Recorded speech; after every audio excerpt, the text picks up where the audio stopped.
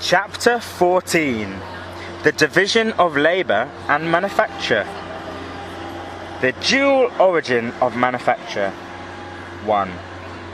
That form of cooperation, which is based on the division of labour, assumes its classical shape in manufacture. As a characteristic of the capitalist process of production, it prevails throughout the manufacturing period, properly so called, which extends, roughly speaking, from the middle of the 16th century to the last third of the 18th century. Manufacture originates in two ways. One, by the assembling together of one workshop under the control of a single capitalist of workers belonging to various independent handicrafts, through whose hands are given article must pass on its way to completion.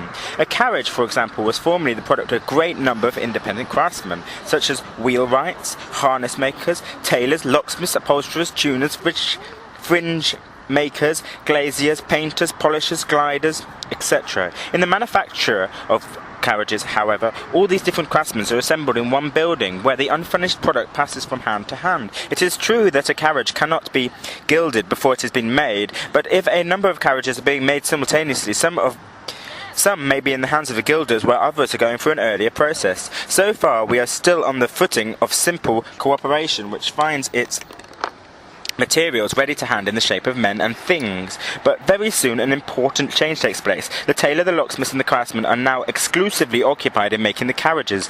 They, therefore, gradually lose the habit and therefore the ability of carrying on their old trade in all its ramifications.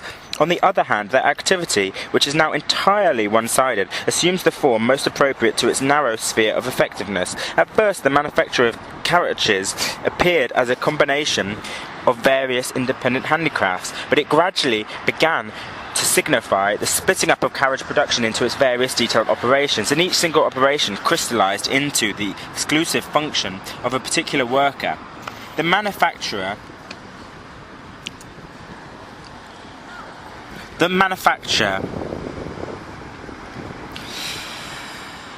as a whole being performed by particular workers in conjunction. In the same way, cloth manufacture, as also a whole series of other manufacturers, arose from combining together different handicrafts under the single command of a single capitalist. 2. Manufacture can also arise in exactly the opposite way. One capitalist simultaneously employs in one workshop a number of craftsmen who all do the same thing, or the same kind of work, such as making paper, type, or needles. This cooperation in its simplest form. This is cooperation in its simplest form. Each of these craftsmen, with the help perhaps of one or two apprentices, makes the entire commodity. He consequently performs in succession all the operations necessary to produce it. He still works in his old handicraft-like way, but very soon external circumstances cause a different use to be made of the concentration of workers, one on spot, and the simultaneousness of their work.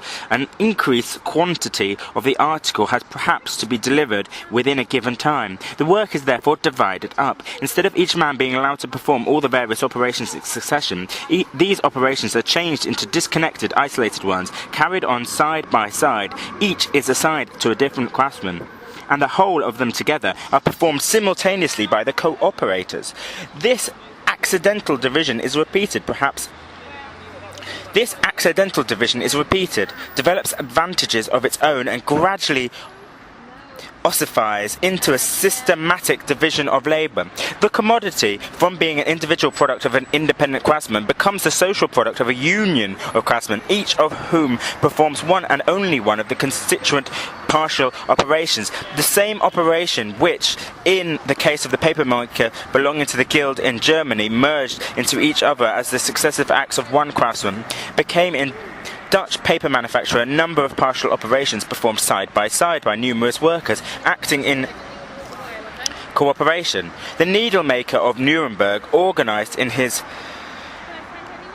guild, lay the foundation for the English needle manufacturer. But while in Nuremberg that single craftsman performed a series of perhaps 20 operations one after another, in England it was not long before there were 20 needlemakers side by side, each performing only one operation of 20. Finally, as a result of the further of further experience, each of those 20 operations was again split up, isolated and made entirely independent, so it became the exclusive function of a separate worker. The mode in which manufacture arises its growth out of handicrafts is therefore twofold. On the one hand, it arises from the combination of various independent trades, which lose that independence and become specialized to such an extent that they are reduced to merely supplementary and partial operations in the production of one particular commodity. On the other hand, it arises from the cooperation of craftsmen in one particular handicraft. It splits up that handicraft into various detailed operations, isolating these operations and developing their mutual independence to the point where each becomes the exclusive function of a particular worker. On one hand, therefore, manufacture either introduces division of labor into a process of production, or further develops that division. On the other hand, it combines together handicrafts that were formerly separate. But whatever may have been its particular starting point, its final form is always the same. A productive mechanism whose organs are human beings. For a proper understanding of the division of labor in manufacture, it is essential to keep the following points firmly in mind. Firstly, the analysis of a process for production into its particular phases here coincides completely with the decomposition of handicraft into its different operational parts. Whether complex or simple, each operation has to be done by hand, retains its character of a handicraft. It is therefore dependent on the strength, skill, quickness and sureness with which the individual worker manipulates his tools. Handicraft remains the basis, a technically narrow basis which excludes a really scientific division of the production process into its component parts. Since every partial process undergone by the product must be capable of being done by hand and forming a separate handicraft, it's precisely because the skill of the craftsman thus continues to be the foundation of the production process that every worker becomes exclusively assigned to a partial function, and that his labor power becomes transformed into the lifelong organ of this partial function. Secondly, this division of labor is a particular sort of cooperation, and many of its advantages spring from the nature of cooperation in general, not from its particular form of it.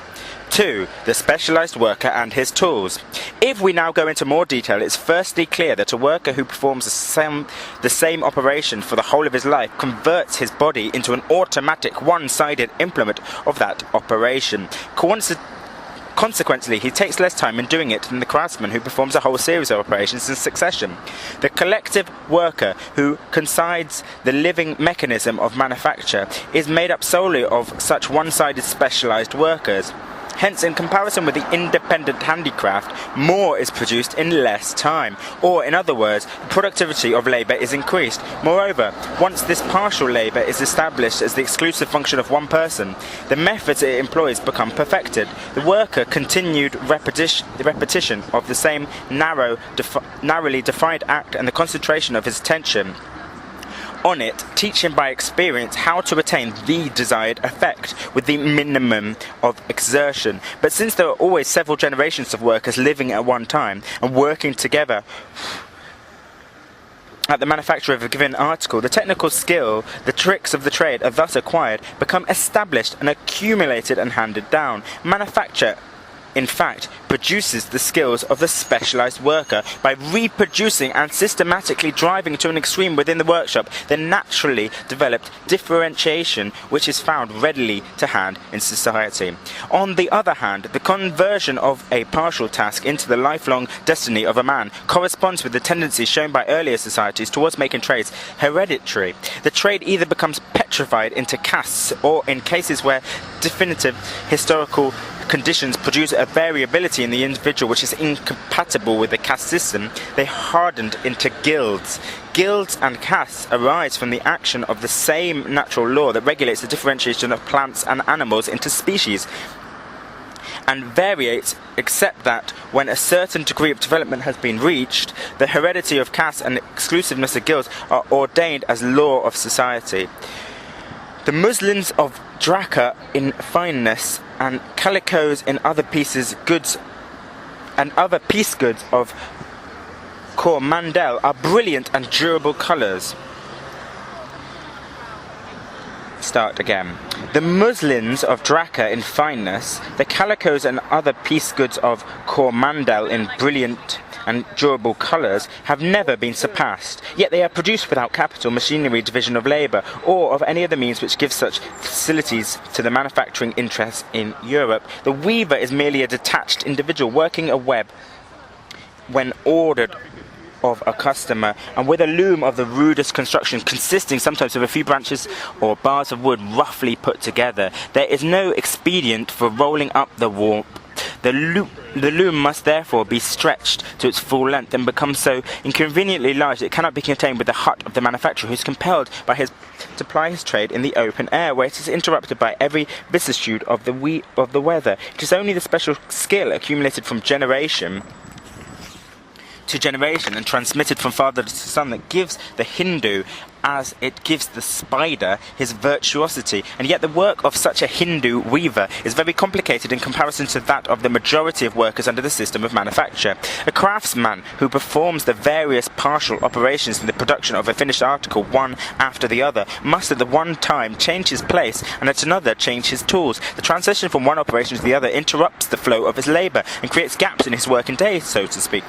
These close up when he is tied to the same operation for the whole day long. They vanish in the same proportion as the changes in his work diminish. The resulting increase of productivity is due either to an increased expenditure of labour power in a given time, i.e. to an increase in intensity of labour, or to a decrease in the amount of labour power unproductivity consumed. The extra expenditure of power required by every transition from rest to motion is compensated for by prolonging the duration of the normal speed of work when once acquired. As against this, however, constant labour of one uniform kind distributes the intensity and flow of man's vital forces, which find recreation and delight in the change of activity itself. The productivity of labour depends not only on the proficiency of the worker, but also on the quality of tools. Tools of the same kind, such as knives, drills, gimlets, hammers, etc., may be employed in different processes. The same tool may serve various purposes in a single process, but as soon as the different operations of labour proceeded are disconnected from each other, and each partial operation requires in the hands of a worker a suitable form particular to it, alterations become necessary in the tools but previously served more than one purpose. The direction is taken by the change of form is determined by a particular difficulties put in the worker's way by the unchanged form of the old tool. Manufacture is characterised by the differentiation of the instruments of labour, a differentiation whereby tools of a given sort acquire fixed shapes adapted to each particular application and specialised of these instruments, which allows full play to each special tool only in the hands of a special kind of worker.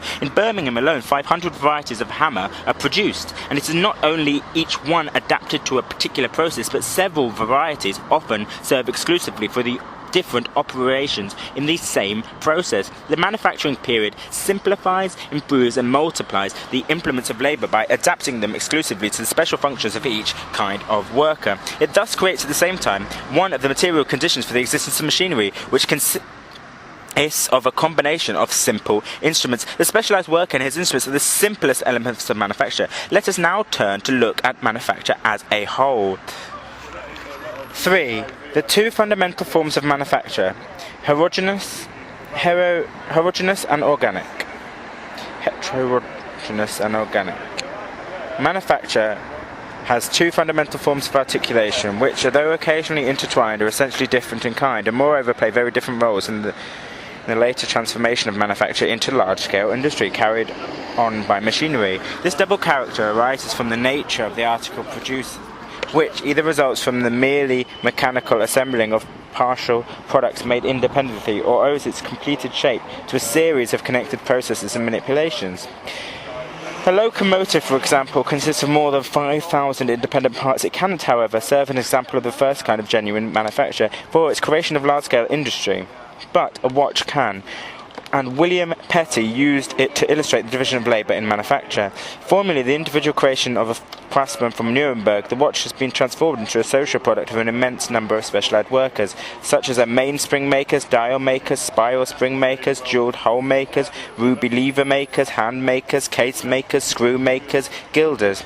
Then there are numerous subdivisions such as wheel makers, with a further division between brass and steel, pin makers, movement makers, Avegeurs de pigeon, who fix the wheels on axles and polish the facets, pivot makers, planters de fisage, who put the wheels and springs into work, fizzers de barrelette, who cut teeth on the wheels, make holes at the right size, escapement makers, cylinder makers for cylinder escapements, wheel makers, balance wheel makers, makers of racout, the apparatus for regulating the watch, planters de chapment, escapement makers proper, then repuchers de barrelette, who finish a box for the spring, steel polishers, wheel polishers, screw polishers, figure painters, dial enablers, who melt the enamel onto the copper, fabricants de pendants, who make the ring by which the case is hung, fishers de carnet, who put the brass hinges on the cover, glovers, ciseleurs, polishers de boot, etc., etc. And last of all, it's repasseurs, who fit together the whole watch and hand it over to a going state. Only a few parts of the watch pass through several hands, and all these membra disjecta come together for the first time in the hands of that binds them into one mechanical whole. This external relation between the finished product and its various diverse elements makes it a matter of chance. In this case, as in the case of all similar finished articles, whether the specialised workers are brought together in one workshop or not. The subdivided operations themselves can be carried on like so many independent handicrafts as they are in the cantons of Verde and Neuchâtel, while in Geneva there exist large watch factories, i.e. establishments where specialised workers directly cooperate under the control of a single capitalist. Even in the latter case, the dial, springs and cases seldom made in the factory itself. To carry on the trade as manufacture with concentration of workers is profitable only under certain exceptional conditions, because competition is as great between those workers who desire to work at home, because the splitting up of the work into a number of heterogeneous processes scarcely permits the use of instruments of labour common to all, and because the capitalist, by scattering the work around, saves any outlay on the workshops, etc. Nevertheless, the position of this specialised worker, who, although he works at home, does so for the capitalist manufacturer, is different from that of the independent craftsman who works for his customers. The second kind of manufacture is perfected from and produces articles that go through the connected phases of development, go step by step through a series of processes like the wire in the manufacture of the needles, which passes through the hands of 72 and sometimes even 92 different specialised workers. Insofar as such a manufacture, when it first started, combines scattered handicrafts, it lessens the space by which the various phases of production are separated from each other. The time taken in passage from one stage to the other is shortened, and so is the labour by means of which these transitions are made. In comparison with the handicraft, productive power is gained, and this again arises from the general cooperative character of manufacture. On the other hand, division of labour, which is the principle peculiar to manufacture, requires the isolation of the various stages of production and the independence of each other. The establishment and maintenance of a connection between the isolated functions requires that the article be transported incessantly from one hand to the other and from one process to the other. From the standpoint of large-scale industry, this requirement emerges as a characteristic and costly limitation, and one that is inherent in the principle of manufacture. If we confine our attention to some determinate quantity of raw material, to a heap of rags, for instance, in the paper manufacture, or length of wire needle manufacture, we perceive that it passes successively through a series of stages in the hands of various specialised workers until it takes place on its final shape. On the other hand, if we look at the workshop as a complete mechanism, we see the raw material in all stages of its production, and at the same time, the collective worker, formed from the combination of the many specialised workers, draws the wire with one set of tooled up hands, straightens the wire with another, armed with different tools, cuts it into another set, points it with another set, and so on. The different stages of the process, previously successive in time, have become simultaneous and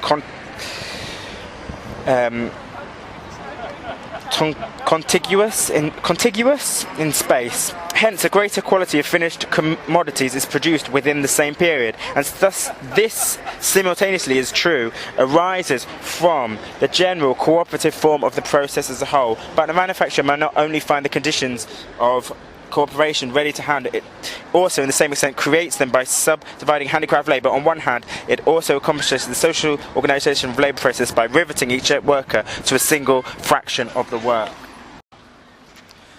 Since the product of each specialised worker is, at the same time, only a particular stage in the development of a finished article, which is the same in each case,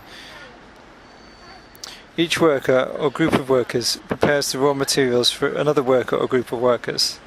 The result of the labour of the one is the starting point for the labour of the other.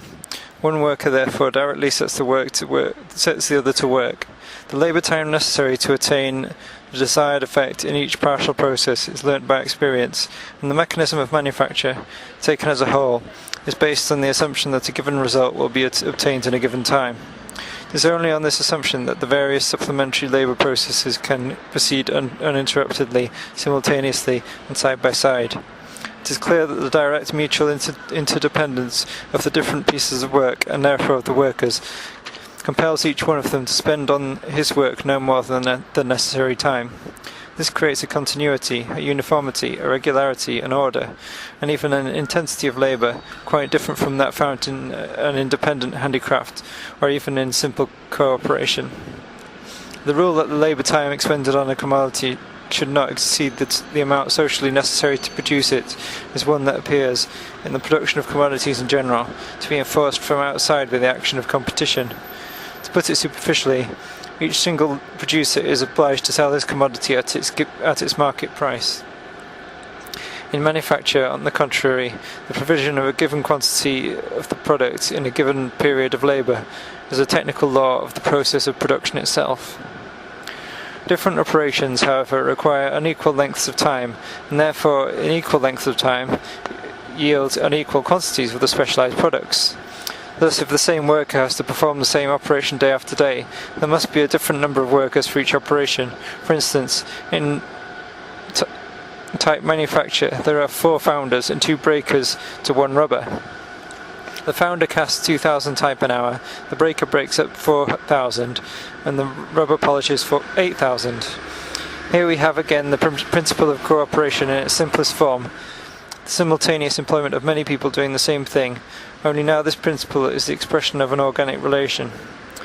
The division of labour under the system of manufacture not only simplifies and multiplies the qualitatively different parts of society's collective worker, but also creates a fixed mathematical relation or ratio which regulates the quantitative extent of those parts, i.e. the relative number of workers, or the relative size of the group of workers for each special function. Thus, alongside the qualitative articulation, the division of labour develops a quantitative rule and a proportionality for the social labour process. Once the most fitting proportion has been established by experience for the number of specialised workers in the various groups producing on a given scale, that scale can be extended only by employing a multiple of each particular group. Moreover, the same individual can do certain kinds of work just as well on a large as on a small scale. For instance, the labour of superintendents, the transportation of the parts of the product from one stage to the next, etc. The isolation of such functions, their allotment to a particular worker, becomes advantageous only with an increase in the number of workers employed, but this increase must affect every group proportionally. The isolated group of workers to whom any particular specialised function is assigned is made up of homogenised elements and is one of the constituent organs for the total mechanism. In many manufactures, however, the group itself is an organised body of labour, the total mechanism being a repetition or multiplication of these elementary organisms of production. Let us take, for example, the manufacture of glass bottles. It may be resolved into 3 essentially different stages. First, the preliminary stage, which consists of preparing the components of the glass, mixing the sand and lime, etc., and melting them into a fluid mass of glass. Various specialised workers are employed in this first stage, as also in the final one of removing the bottles from the drying furnace, sorting and packing them, etc. In the middle, between these two stages, comes the glass melting proper, the manipulation of the fluid mass. At each mouth of the furnace there works a group called the whole, consisting of one bottle maker or finisher, one blower, one gatherer, one putter up or wetter off, and one taker in. These 5 specialised workers are special organs of a single working organism that acts as a whole, and therefore can operate only by the direct cooperation of all 5. The whole body is paralysed if only one of its members is missing. But a glass furnace has several openings, in England from 4 to 6, each of which contains an earthenware melting pot full of molten glass, and employs a similar 5-man group of workers. The organisation of each group is based on the division of labour, but the bond between different groups is simple cooperation, which, by using in common one of the means of production, namely the furnace, causes it to be consumed more economically. A furnace of this kind, with its 4 to 6 groups, constitutes a glass house, and a glass factory comprises a number of such glass houses, together with the apparatus and the workers required for the preparatory and the final phases of production. Finally, just as manufacture arises in part from the combination of various handicrafts, so too it develops into a combination of various manufactures. The larger English glass manufacturers, for instance, make their own earthenware melting pots, because the success or failure of the process depends to a great extent on their quality. The manufacture of one of the means of production is here united with that of the product. On the other hand, the manufacture of the product may be united with other manufactures in which the very same product serves in turn as raw material, or with those products the original product is itself subsequently mixed. Thus we find the manufacture of flint glass combined with glass cutting and brass founding, brass being needed for the metal setting of the various articles of glass. The various manufactures which have been combined together in this way form more or less separate departments of a complete manufacture, but they are at the same time independent processes, each with its own division of labour. In spite of the many advantages offered by this combination of manufactures, it never attains a complete technical unity on its own foundation. This unity only arises when it has been transformed into an industry carried on by machinery. Early in the period of manufacture, the principle of lessening the labour time necessary for the production of commodities was not consciously formulated and expressed, and the use of machines also appeared sporadically, especially for certain simple primary processes that have to be conducted on a very large scale and with the application of great force. Thus, at an earlier period in paper manufacture, the tearing up of the rags was done by paper mills. In metalworks, the pounding of the ores was done by stamping mills. The Roman Empire handed down the elementary forms of all machinery in the shape of the water wheel. The handicraft period bequeathed to us the great inventions of the compass, gunpowder, type printing, and the automatic clock. But on the whole, machinery played that subordinate part which Adam Smith assigns to it in comparison with division of labour. In the 17th century, the sporadic use of machinery was of the greatest importance, because it supplied the great mathematicians of that time with a practical basis and an incentive towards the creation of modern mechanics. The collective worker, formed out of the combination of a number of individual specialised workers, is the item of machinery specifically characteristic of the manufacturing period. The various operations performed in turn by the producer of a commodity, which coalesce during the labour process, make demands of various kinds upon him. In one operation he must exert more strength, in another more skill, in another more attention, and the same individual does not possess all these quantities in an equal degree.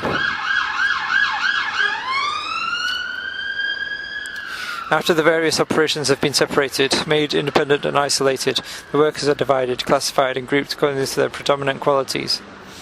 If their natural endowments are the foundation on which the division of labour is built up, manufacture, once introduced, develops in them new powers that are by nature fitted only for limited and special functions. The collective worker now possesses all the qualities necessary for production in an equal degree of excellence, and expends them in the most economical way by exclusively employing all his organs, individualized in particular workers or groups of workers, performing the special functions. The one-sidedness and even the deficiencies of the specialized individual worker become perfections, when he is part of the collective worker. The habit of doing only one thing converts him into an organ which operates with the certainty of a force of nature, while his connection with the whole mechanism compels him to work with the regularity of a machine.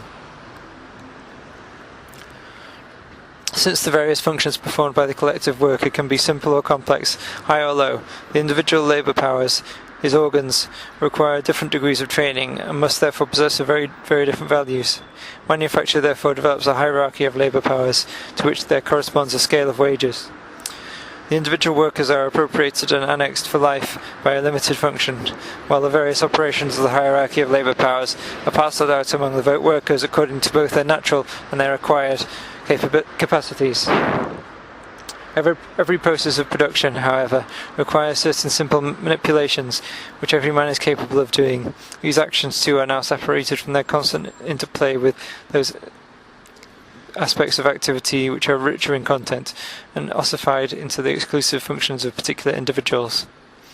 Hence, in every craft it seizes, manufacture creates a class of so-called unskilled labourers, a class strictly excluded by the nature of handicraft industry.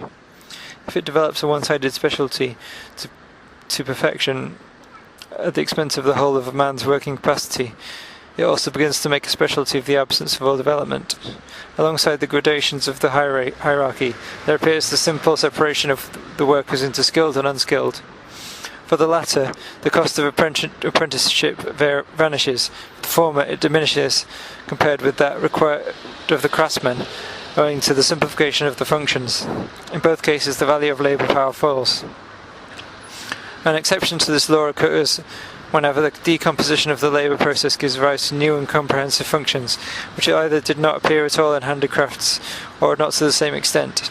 The relative devaluation of labour power caused by the disappearance or reduction of the expenses of apprenticeship directly implies a higher degree of valorisation of the capital. But everything that shortens the necessary labour time required for the reproduction of labour power extends the domain of surplus labour. 4. The division of labour in manufacture and the division of labour in society. We first considered the origin of manufacture, then its simple elements, the specialised worker and his tools, and finally the total mechanism. We shall now lightly touch on the relation between the divisions of labour in manufacture and the social division of labour which forms the foundation of all commodity production. If we keep labour alone in view, we may designate the division of social production into its main genera, such as agriculture, industry, etc., as division of labour in general, and the splitting up of these broad divisions into species and subspecies as division of labour in particular. Finally, we may designate the division of labour within the workshop as division of labour in detail. The division of labour within society develops from one starting point. The corresponding restriction of individuals to particular vocations or callings develops from another starting point, which is diametrically opposed to the first. The second starting point is also that of the division of labour within manufacture. Within a family, and after further development within a tribe, there springs up naturally a division of labour caused by differences of sex and age, and therefore based on a purely physiological foundation. More material for this division of labour is then provided by the expansion of the community, the increase of its population, and, in particular, conflicts between different tribes and the subjugation of one tribe by another. On the other hand, as I have already remarked, the exchange of products springs up at the points where different families, tribes, or communities come into contact. For at the dawn of civilization, it is not private individuals, but families, tribes, etc., that meet on an independent footing. Different communities find different means of production and hence means of subsistence in their natural environment. Hence, their modes of production and living, as well as their products, are different. It is a spontaneously developed difference which, when different communities come into contact, calls forth the mutual exchange of products and the consequent gradual conversion of these products into commodities. Exchange does not create the difference between spheres of production. It does bring the different spheres into relation, thus converting them into more or less interdependent branches of the collective production of a whole society. In this case, the social division of labour arises from the exchange between spheres of production which are originally distinct from and independent of one another. In the other case, where the physiological division of labour is the starting point, the particular organs of a compact whole become separated from each other and break off. This process of disintegration receives its main impetus from the exchange of commodities with foreign communities. Afterwards, these organs attain such a degree of independence that the sole bond still connecting the various kinds of work is the exchange of the products as commodities. In the one case, what was previously independent has been made dependent. In the other case, what was previously dependent has been made independent. The foundation of every division of labour which has attained a certain degree of development and has been brought about by the exchange of commodities is the separation of town from country.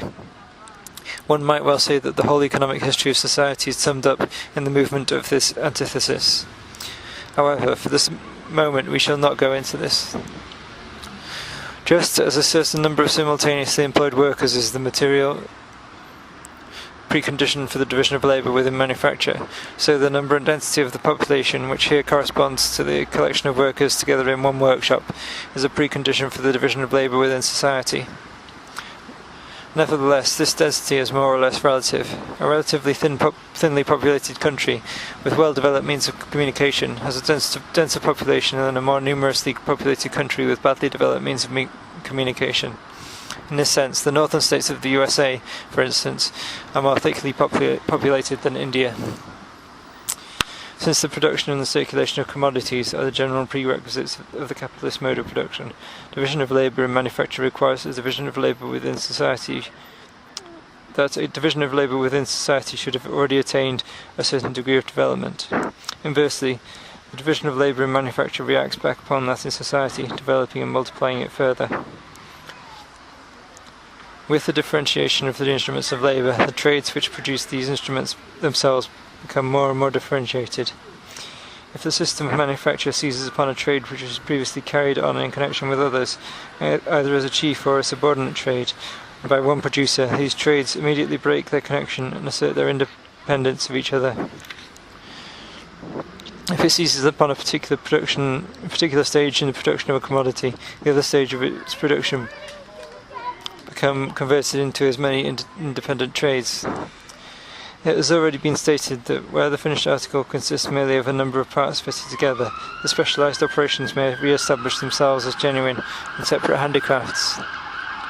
In order to accomplish the division of labour in manufacture more completely, a single branch of production is split into numerous and to some extent entirely new manufactures, according to the varieties of its raw material or the various forms that the same piece of raw material may assume.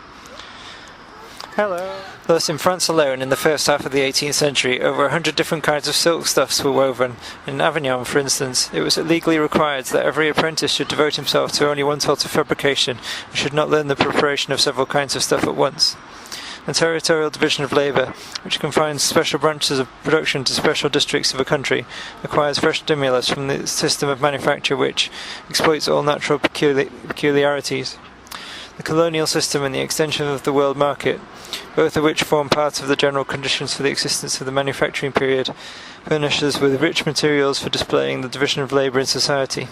This is not the place, however, for us to show how division of labour seizes upon not only the economic but every other sphere of society, and everywhere lays the foundation for that specialisation, the development in a man of one single faculty at the expense of all others, which already caused Adam Ferguson, the master of Adam Smith, to exclaim, "We make a nation of helots and have no free citizens." But in spite of the numerous analogies and links connecting them, the division of labour in the interior of a society and that in the interior of a workshop differ not only in degree but also in kind. The analogy appears most indisputable where there is an invisible bond uniting the various branches of trade. For instance, the cattle breeder produces hides, the tanner makes the hides into leather, and the shoemaker makes the leather into boots. Here the product of each man is merely a step towards the final form, which is the combined product of their specialised labours. Here, besides, all the various trades which supply the cattle breeder, the tanner and the shoemaker with their means of production. Now it is quite possible to imagine, with Adam Smith, that the difference between the above social division of labour and the division in manufacture is merely subjective, exists merely for the observer, who in the case of manufacturer can see at a glance all the numerous operations being performed on one spot, while in the instance given above, the spreading out of the work over greater areas and the greater number of people employed in each branch of labour obscure the connection. But what is it that forms the bond between the independent labours of the cattle breeder, the tanner and the shoemaker? It is the fact that their respective products are commodities. What, on the other hand, characterises the division of labour in manufacture? The fact that the specialised worker produces no commodities. It is only the common product of all the specialised workers that becomes a commodity. The division of labour within society is mediated through the purchase and sale of the products of different branches of industry, while the connection between the various partial operations in the workshop is mediated through the sale of the labour power of several workers to one capitalist, who applies it as combined labour power. The division of labour within manufacture presupposes a concentration of the means of production into the hands of one capitalist. The division of labour within society presupposes a dispersal of those means among many independent producers of commodities. While within the workshop, the iron law of proportionality subjects definite numbers of workers to definite functions, in the society outside the workshop, the play of chance and caprice results in a motley pattern of distribution of the producers and their means of production among the various branches of social labour. It is true that the different spheres of production constantly tend towards equilibrium for the following reason. On the one hand, every producer of a commodity is obliged to produce a use value, i.e. he must satisfy a particular social need, though the extent of these needs differs quantitatively, and there exists an inner bond which attaches the different levels of need to a system which has grown up spontaneously. On the other hand, the law of the value of commodities ultimately determines how much of its disposable labour time society can expend on each kind of commodity. But this constant tendency on the part of the various spheres of production towards equilibrium comes into play only as a reaction against the constant upsetting of this equilibrium. The planned and regulated a priori system on which the division of labour is implemented within the workshop becomes, in the division of labour within society, an a posteriori necessity imposed by nature, controlling the unregulated caprice of the producers, and perceptible in the fluctuations of the barometer of market prices. Division of labour within the workshop implies the undisputed authority of the capitalist over men, who are merely the members of a total mechanism which belongs to him. Division of labour within society brings into contact independent producers of commodities who acknowledge no authority other than that of competition, of the coercion exerted by the pressure of their reciprocal interests, just as in the animal kingdom the war of all against all more or less preserves the conditions of existence of every species. The same bourgeois consciousness which celebrates the division of labour in the workshop, the lifelong annexation of the worker to a partial operation, and his complete subjection to capital, as an organisation of labour that increases its productive power, denounces the equal vigour every conscious attempt to control and regulate the process of production socially, as an inroad upon such sacred things as the rights of property, freedom, and the self-determining genius of the individual capitalist. It is very characteristic that the enthusiastic apologists of the factory system have nothing more damning to urge against a general organisation of labour in society than that it would turn the whole of society into a factory. If, in the society where the capitalist mode of production prevails, anarchy is the social division of labour and despotism in the manufacturing division of labour mutually condition each other, we find, on the contrary, in those earlier forms of society in which the separation of trades has been spontaneously developed, then crystallised, and finally made permanent by law, on the one hand, a specimen of the organisation of labour of society in accordance with an improved and authoritative plan, and on the other, the entire exclusion of division of labour in the workshop, or, at the least, its development on a minute scale, sporadically and accidentally. Those small and extremely ancient Indian communities, for example, some of which continue to exist to this day, are based on the possession of the land in common, on the blending of agriculture and handicrafts, and on an unalterable division of labour, which serves as a fixed plan and a basis for action whenever a new community is started. The communities occupy areas of from 100 up to several thousand acres, and each forms a compact whole, producing all it requires. Most of the products are destined for direct use by the community itself, and are not commodities. Hence, production here is independent of the division of labour brought about in Indian society as a whole by the exchange of commodities. It is the surplus alone which becomes a commodity, and a part of that surplus cannot become a commodity until it has reached the hands of the state, because from time immemorial, a certain quantity of the community's production has found its way to the state as rent in kind. The form of the community varies in different parts of India. In the simplest communities, the land is tilled in common, and the produce is divided among the members. At the same time, spinning and weaving are carried on in each family as subsidiary industries.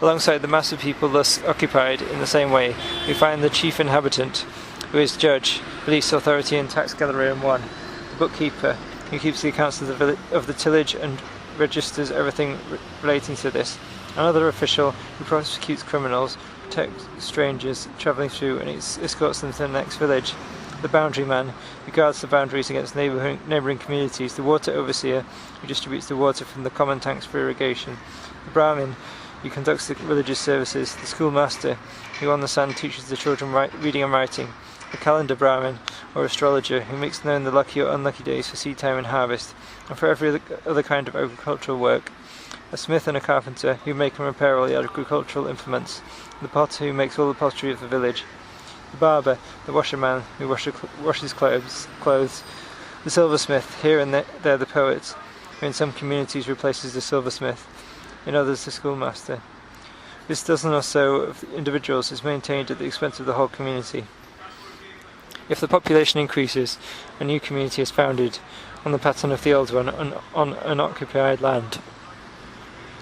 The whole mechanism reveals a systematic division of labour, but a division like that in manufacture is impossible, since the smith, the carpenter, etc., find themselves faced with an unchanging market, and at the most there occur, according to the sizes of the villages, 2 or 3 smiths or carpenters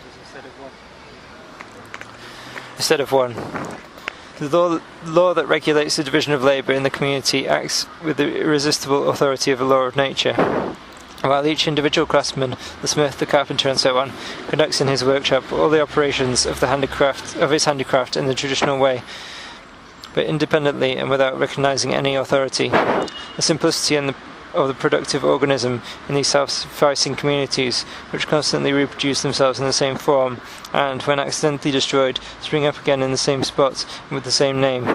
This simplicity supplies the keys to the riddle of the unchangeability of Asiatic societies, which is in such striking contrast with the constant dissolution and refounding of Asiatic states, and their never-ceasing changes of dynasty.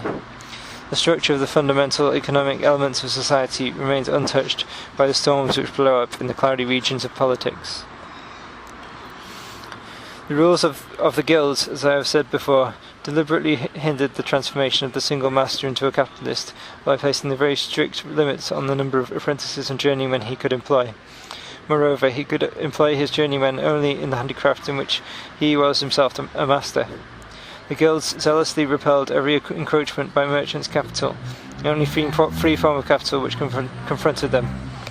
A merchant could buy every kind of commodity, and he could not buy labour, but he could not buy labour as a commodity.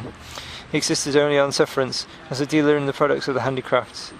If circumstances called for a further division of labour, the existing guilds split themselves up into subordinate sections, or founded new guilds by the side of the old ones. But they did this without concentrating different handicrafts in one workshop. Hence the guild organisation. However much it may have contributed to creating the material conditions for the existence of manufacture by separating, isolating and perfecting the handicrafts, it excluded the kind of division of labour characteristic of manufacture. On the whole, the worker and his means of production remained closely united, like the snail and his shell, and therefore the principal basis of manufacture was absent, namely the autonomy of the means of production as capital vis-à-vis the worker. While the division of labour in society at large, whether mediated through the exchange of commodities or not, can exist in the most diverse economic formations of society, the division of labour in the workshop, at practice manufacture, is an entirely specific creation of the capitalist mode of production.